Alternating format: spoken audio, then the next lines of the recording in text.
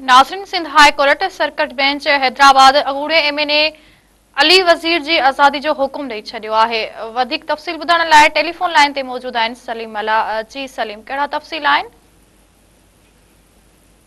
जी बिल्कुल, Sindh high court circuit bench Hyderabad अगूणे MNA Ali Wazir ji आज़ादी जो हुकुम ॾेई छॾियो आहे। सर्किट बेंच हैदराबाद में जस्टिस अरबाब अली हिकिड़ो ऐं जस्टिस रियाज़त अली साड़ ते मुश्तमिल डिवीज़नल बेंच जेका अली वज़ीर जी आज़ादी वारी दरख़्वास्त ॿुधणी कई। अदालत में अली वज़ीर जे वकील इमदाद अली सोलंगी दलील ॾिना। अली वज़ीर खे इन हवाले सां जेके वकील अदालत खे आगाही ॾिनी आहे त अली वज़ीर खे नाहक सखर जेल में क़ैद कयो वियो आहे।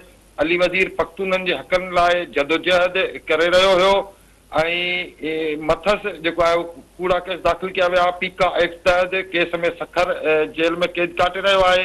असिस्टेंट एडवोकेट जनरल ऐं FIA पारां अदालत में रिपोर्ट पिणु पेश कई वई। अदालत वकीलनि जा दलील ॿुधण खां पोइ सखर जेल मां अली वज़ीर खे आज़ादु करण जो हुकुम ॾेई छॾियो आहे। जी सलीम अला, महिरबानी अव्हां जी।